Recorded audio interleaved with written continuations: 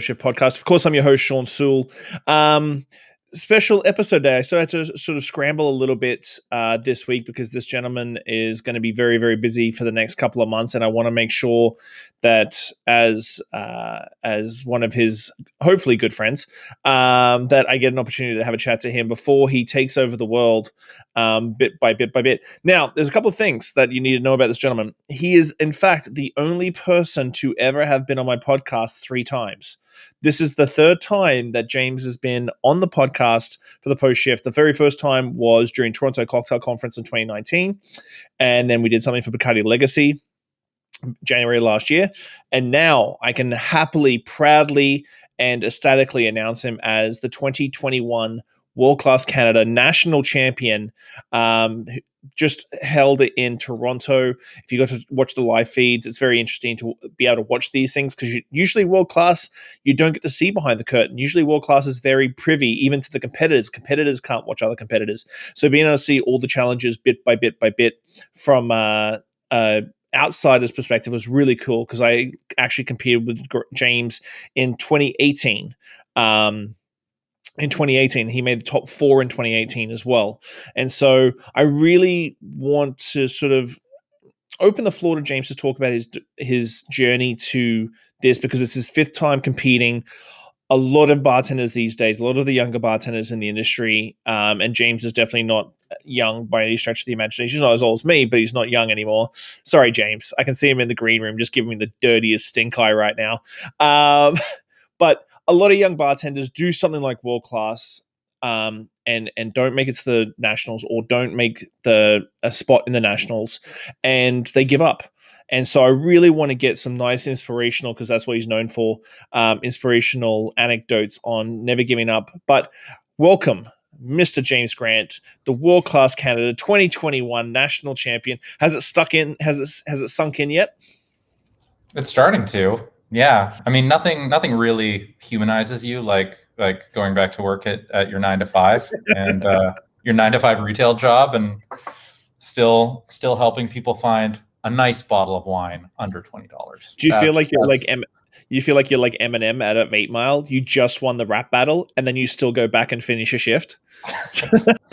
Kind of. I mean, like I'm very lucky that I have a job that I'm happy to go to that treats me very well. But yeah, I took Saturday off when I got home, and I was waiting for I got home and I had a rapid COVID test done as soon as I got back because I'd just gotten off a plane.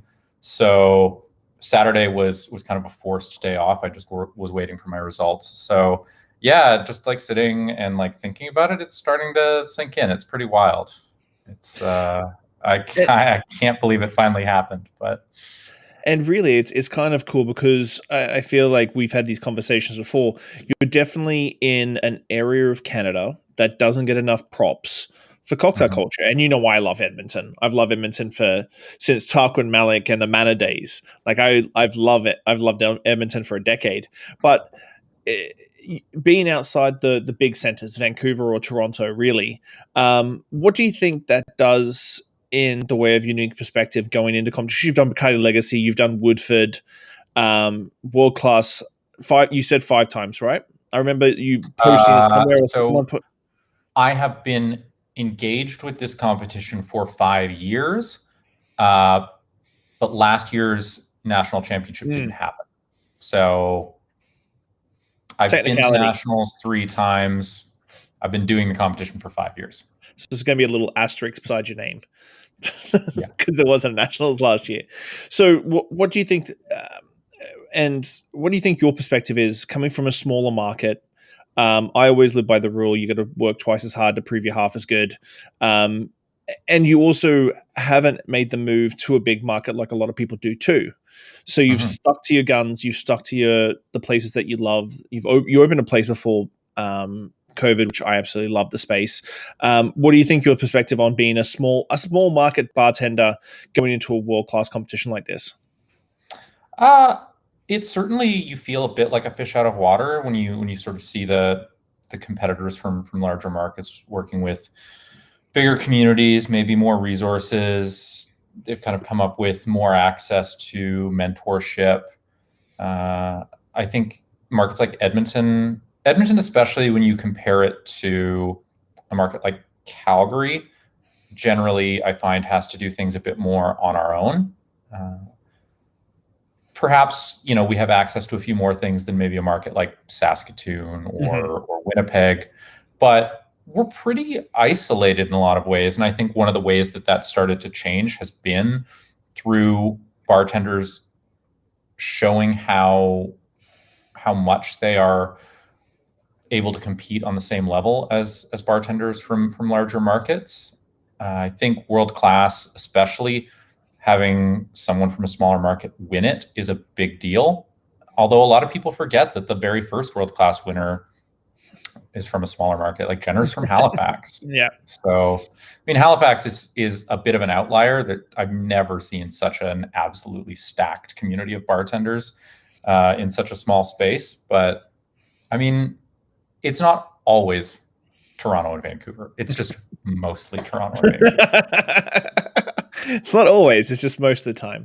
Which is not to take away from the people that have won it. They are phenomenal bartenders. Because once you get past nationals and you get into globals, you sort of become that little cocktail market in a big, like you become that little fish in a big pond again, like you're going up against guys in London, San Francisco, New York, and so on and so forth. Which is quite exciting. So what's the let's start straight back, because nationals didn't happen last year because of COVID.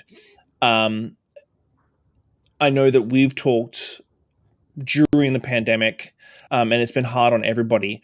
What was the driving force this year for you to give it another go? Because I know we've talked about changing in the industry and what's going to happen and how things are going. Hasn't been a good year for anybody. What was your driving force this year to go, you know what, I'm gonna give it another shot? I told myself I am absolutely not doing this again. So this is going to be doing it again. It has to count, and I probably would have done it again, but it's. I figured that this was probably my best chance to take it this year. There was a lot of new faces. A lot of the old guard did not participate or didn't make it through to the national finals. And I looked at sort of the lay of the land, and I figured I'd taken a year off.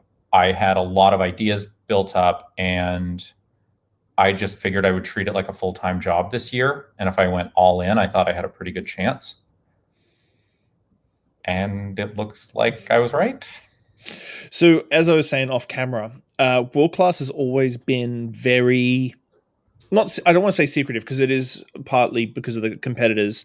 Like I remember 2018, you didn't watch other bartenders like compete. No, it was like all behind closed doors. Yeah. Everybody did their things. You never knew, like coming up to the top four, you just did not have a clue who was going to be in that spot, purely because you couldn't sort of even personally, internally rank people from their performance throughout the 3 days. It was literally like nobody knew where they were sort of sitting. What was the difference this year? Because I know they live streamed a lot of stuff. So they live streamed 3 of the 6 challenges that we did. So there was still a lot behind closed doors, but one of the challenges, you got a pretty good sense of what people were doing because it was an icebreaker challenge that happened in the prep room. So all of the bartenders could see what everyone else was doing. Even if you didn't have a lot of time to see what other people were doing, you kind of had an idea when everyone got their drinks up on the table and filed out of the room for the judges to come in. You got a sense of sort of what people had done.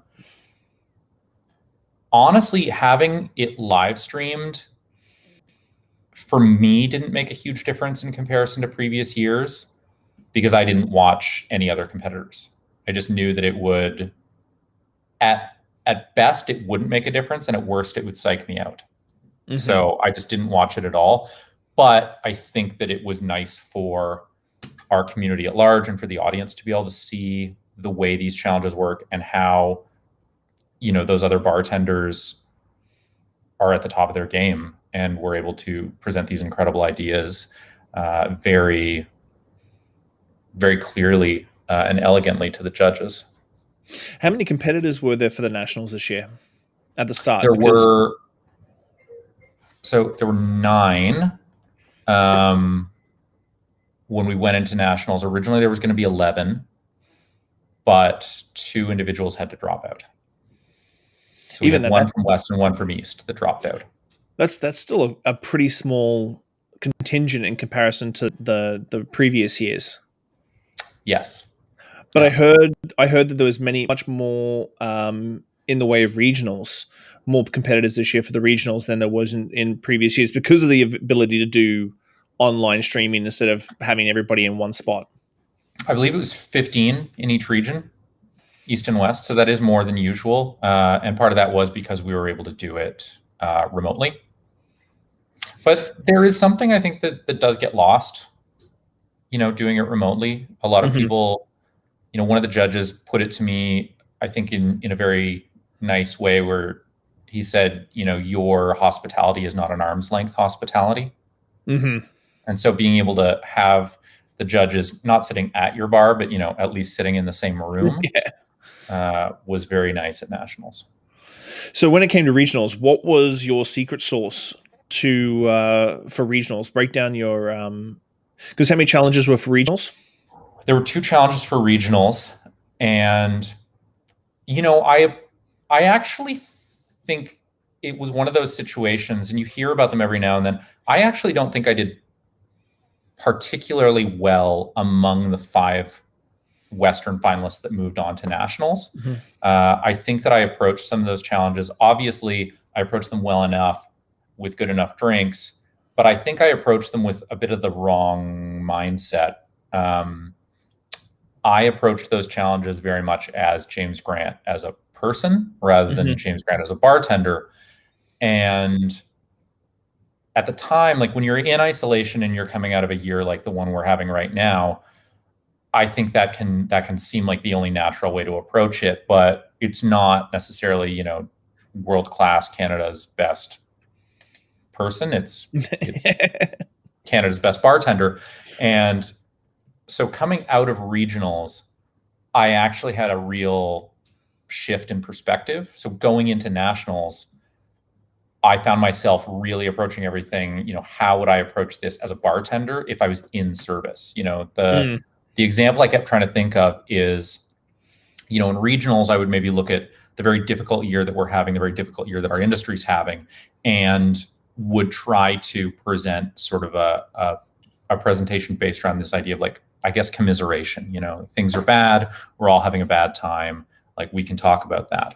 But when you think about the way that you would approach having a bad day behind the bar, if you are having a bad day and your guest sits down at the bar, you don't try and convince them to also have a bad time. You leave it off the floor, you put on a smile, and you show them a great time. And going into nationals, that was what I always tried to keep top of mind. Do you think there's a lot of bartenders out there, myself included, I've always had to struggle with it, that over this last year of not being out of service have struggled with the bartender versus personal aspect? Because I like when people say that you're on stage, you're in a show and stuff like that, there's always a little bit of a mixed bag of like, yes, but I'm still going to be myself. But I always call it my Hulk and banner. Like when I'm behind the wood, I'm Hulk. I'm confident. Yeah. I can get anything done. But when I'm outside of work, it's definitely I'm a little bit more bannerish. I've got my massive social anxiety and so on and so forth. Absolutely. I mean, that's been, I think, one of the biggest challenges. I mean, I say one of the biggest challenges. Obviously, a lot of people are being challenged economically and with a greater sense of sort of like mental health, given how difficult this year's been. But I really do think that, remembering the distinction between the way we are in service and the way we are as a person for a lot of people has been difficult this year. Some people are lucky enough that the person they are off the bar is the person they are on the bar. And I'm always very envious of those people. But myself, like a lot of people, have to a degree, play a role when I'm behind the bar. It's still very much myself, but it's an exaggerated version of myself. A character of yourself. And sure. you have to be a character when you get a fantastic mustache like that. It's funny. I when I finished the speed round, I was talking to Caitlin Stewart, who, has been on your show several times, phenomenal bartender, former national winner and former global winner. And when we finished the speed round, I was chatting with her and she said, it's funny, in previous years, we figured you would have shown up to the speed round in some sort of costume, some sort of gimmick. And this year you just showed up as yourself, and it's weird. You turned yourself into the gimmick. Which I thought was like a very nice way of saying that you were yourself. But well, your speed round 2018, you showed up as a wrestler. Yeah, and that was the year we did. I showed up as Freddie Mercury, and it worked. But this year, I felt that what I was very happy about this year is that from the moment I touched down in Toronto, or even from the moment I arrived at the airport in Edmonton to the time they announced the winner, I was consistent throughout.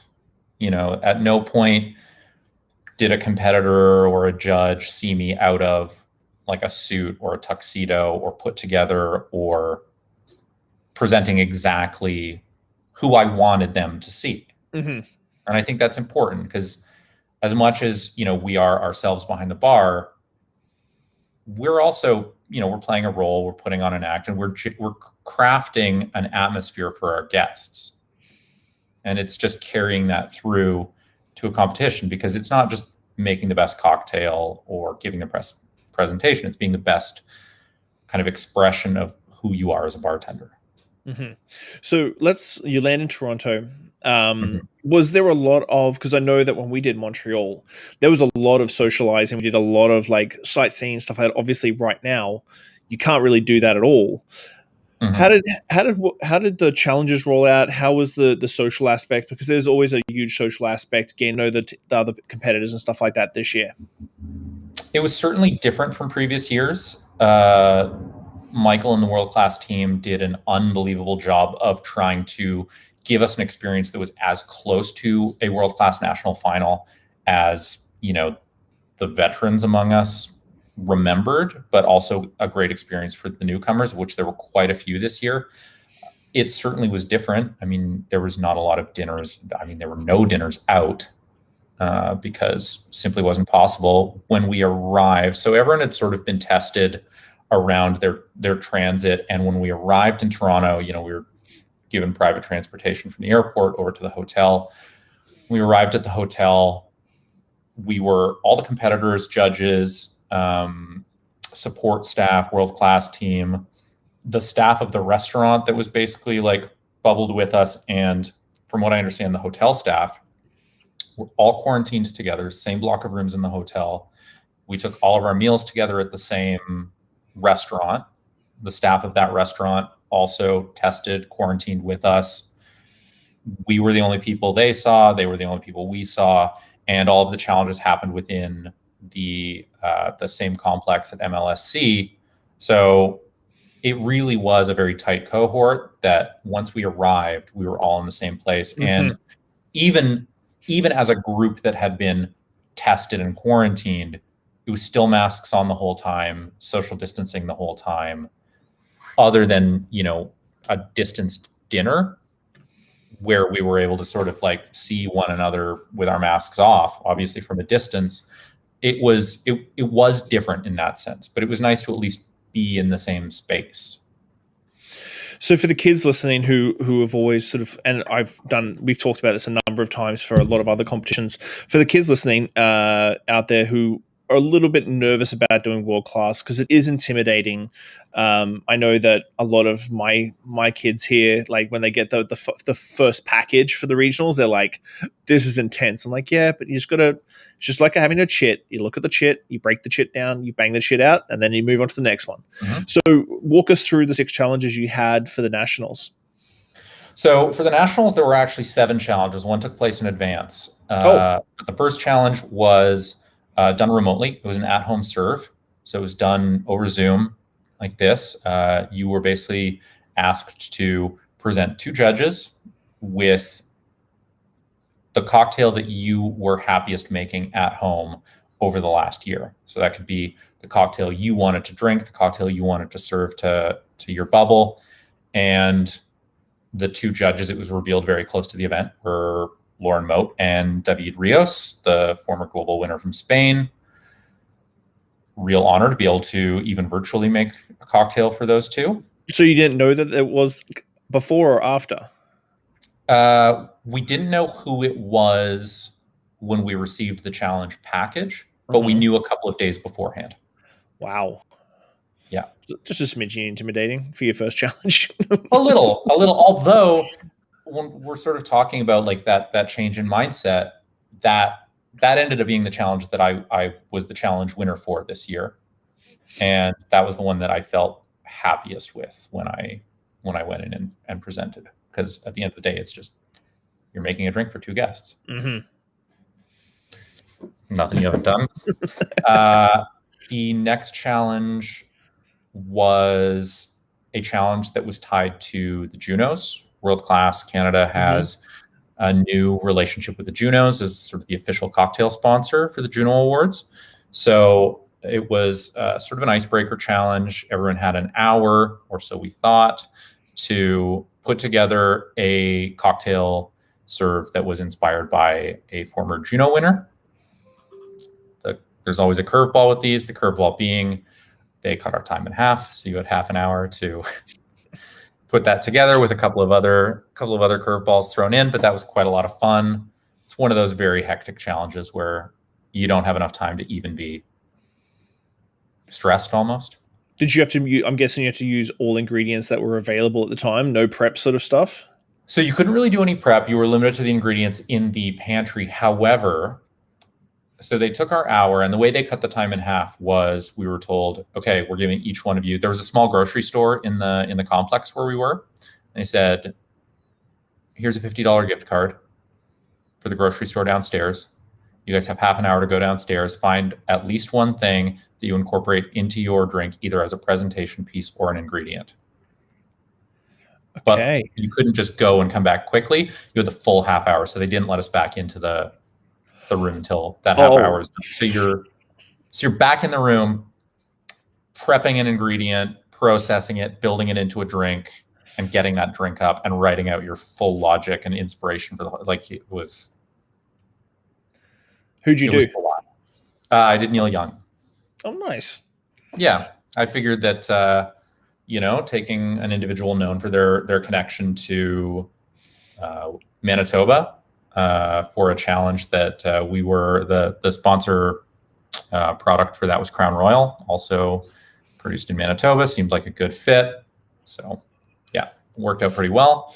The second challenge that day was an on-camera interview. So it was essentially 10 minutes on camera, seeing basically how comfortable we were speaking to media. Obviously, that's something that the winner would have to do. I feel like I've done, I don't know, like this is probably my 10th interview that I've done since the win. So obviously that was good practice. The next day we had our two sort of the big, what I think of as the big challenges. We had a what they called the closed loop challenge. It was two serves, one with Bullet, one with Don Julio.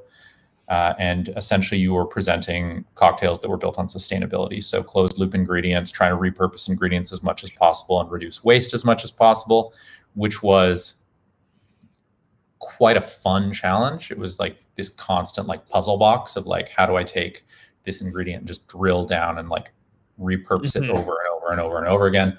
I actually quite enjoyed that challenge a lot. And then later in the day, we had a Tanqueray challenge. So you had to present two serves that were basically versions of the same idea. So one serve inspired by the 1920s and one serve inspired by the current year. So that one was live streamed, right? That one was live streamed. Both of those challenges were live streamed. And then the final day we had, I should say, we did have a component at the end of that second day that was, we sat down with the chef for MLSC, the head chef, and it was a food pairing challenge. So he had three Spanish tapas dishes prepared for us. We were able to taste them, ask questions, We had half an hour, and then we had to think about it overnight. And the next day we had 3 hours in the prep room to put together a serve using anything in the pantry and any reserve portfolio spirit to put together a food pairing, which was quite a lot of fun, quite challenging. You don't think about how hard that would be pairing with a dish when you tasted the dish the day before. Mm-hmm. And so you're working off your memory of how it tastes and what the texture is and all that. And some of the competitors just absolutely smashed it. Oliver Stern from Toronto put together this unbelievable cocktail that essentially emulated Basque cider that was incredible, just absolutely mind-blowing. And after that challenge, so we did that in the morning, and then after that, it was the cut to the final four and the speed round. Wow. And Oliver Stone was in it. Daphne from Montreal. Daphne, yep. You Jess and Millie then Jess and myself. Yeah. I was surprised and happy when I saw Jess up on the top four stage, because I thought she retired a little while ago. She was sort of done with competing and stuff, and then I was really excited because I only got to see a couple of like live streams here, live streams there, so I wasn't following till the very end. But when I saw you two make it, that was awesome. I was so thrilled that Jess and I were able to finish in first and second place. I mean, Jess is in or out of the industry, one of my absolute best friends in the world, and a bartender that I have the utmost respect for. I think she's one of the absolute greatest bartenders I've ever met in my life. And going into the national finals, you know, if there was one person that I always had top of mind that I needed to beat, it was her. So for both of us to finish first and second place and know that, you know, we were both going on this educational trip to Scotland together was, I don't think we could have asked for, well, I certainly could have asked for a better result. I'm sure she would have rather the roles be reversed, but we're both quite happy. And it was, I mean, it was hard fought. It was a tough field this year. Well, because the speed round, from the way it was introduced on my end, did you guys go in with, I know that usually there's a set list of classics that are possibly going to be ordered in any order? We had a list of 25 classics that we knew could be ordered, but we didn't know what they would be. And we didn't really know anything more than the format. We knew that the well was going to be set up for us, but otherwise nothing. And we weren't able to, so like Jess and Oliver went first, Daphne and I were in the green room waiting. We weren't able to see obviously what round of drinks they were making. We didn't even know if everyone was getting the same 6 drinks. Oh, wow. And, you know, it turned out we did, but everyone's ticket was in a different order, which is just enough to kind of throw you off. What were the 6 drinks? It was a perfect Manhattan, a Scotch whiskey sour, a white lady, a martini, a Mai Tai, and a Paloma.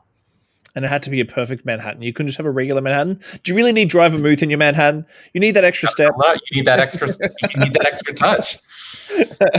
Yeah. So 6 cocktails, and what was your time limit?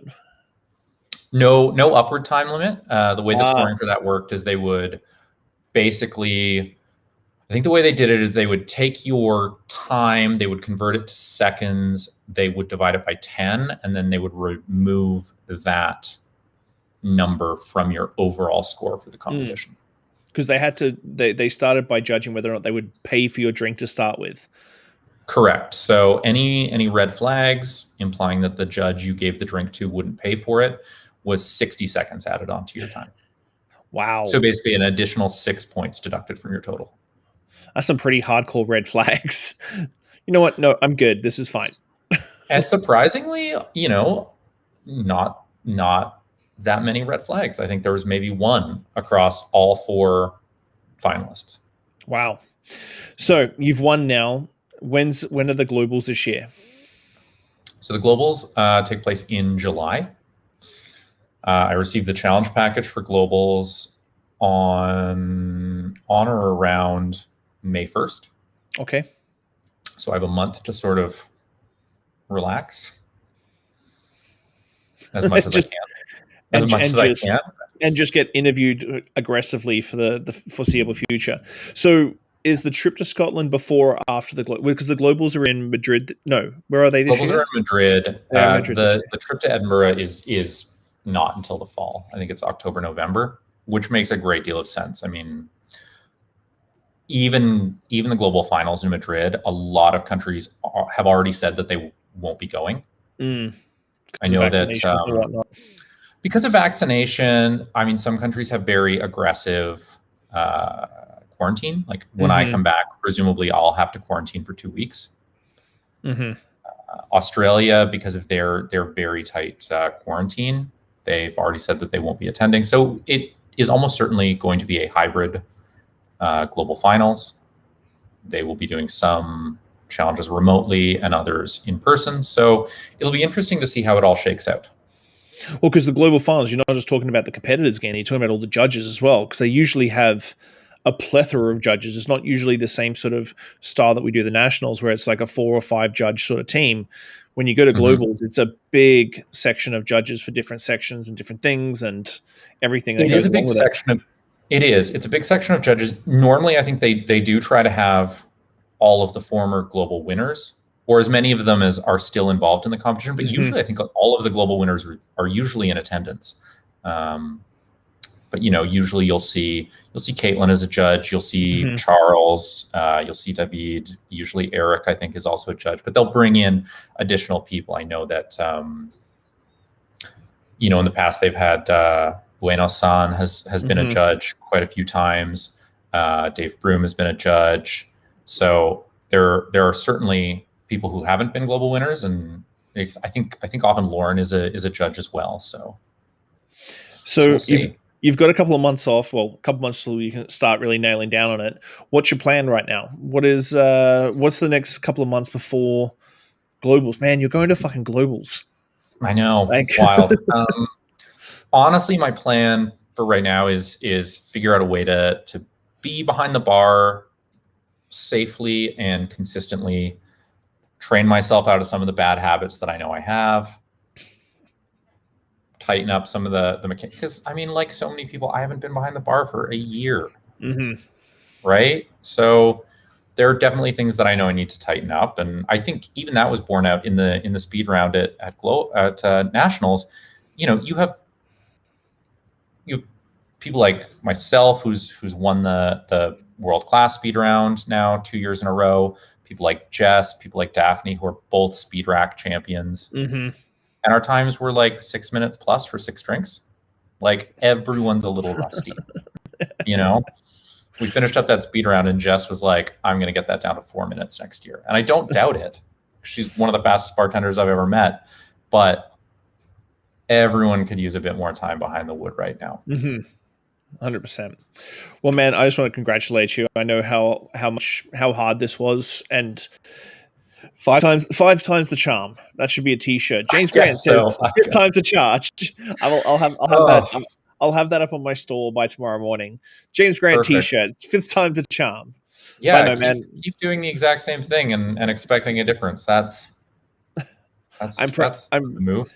I'm proud of you, and I hope that young bartenders who are watching or listening to this on Friday really understand that you can. It's not just to quit after having one loss or one rejection, to keep sort of pushing and pushing and pushing. I would say anyone that is considering doing world class, whether you think you're ready for it or not, you almost certainly aren't. I was not the first year that I did it. However, no competition I've ever been involved in has pushed me in the same way to develop my skill set across the board. World class really does test every skill we have as bartenders, and the amount of work you put in, it will improve you in every way. And you really do improve significantly year over year. And at the end of the day, the person that benefits the most from that is your guests. So if you're thinking of doing it, do it. You put in one drink and it could change your career. Do you think it's a good, I know I was about to say we're going to finish up and now I always have more questions. Do you think it's always good to have people to reach out to who have done it? I'm curious. Some of the younger first timers for World Class. Are you going to get some better light there? Oh, look at that! Look at your pretty face. Were some of the younger first-time competitors asking you a lot of questions during nationals? And I know we talked a lot before nationals and stuff like that. Do you think finding a couple of mentors, or even the same sort of, as you said, cohort who may have done a couple of competitions that you can bounce ideas off, is a good way? I've never seen it to be a competition you can go in single-handedly thinking that you've got it covered. I think that anything you can do that helps you to connect with other people in our professional community is a benefit. One of the things that I've always valued the most about doing World Class is that you go in maybe knowing one or two people who you're competing alongside, and you leave with, 9, 10, however many new friends that populate our country from coast to coast. And those connections will benefit you for the rest of your career. So having those connections, if you did another competition with someone, or you went and worked a cocktail conference with someone else, reach out to those people. Throughout the process of getting ready for nationals, I was constantly on Skype calls with, someone I competed with in Puerto Rico for Bacardi Legacy. Mm-hmm. I was talking to, I had a whole group chat with bartenders in Toronto. I was talking to competitors that had gone through regionals with me and not made it onto nationals, who I still know are phenomenal bartenders that I could pick their brain, get their thoughts on challenges. And it's nothing but a source of inspiration and creative ideas. That how could that possibly be a negative when you're trying to present the best of what our industry has to offer? And on that perfect note, thanks as always, buddy. Congratulations again. I'm proud of you. As I said a million times, I'm ecstatic. As soon as I saw it was you and Jess, I texted you guys like a group text and said I was looking forward to watching. So congratulations. Good luck for the next step. And we'll chat really soon. I'm sure, because I'll be picking your brain for those challenges too. Okay, brother. I'll chat to you soon. Have a good night.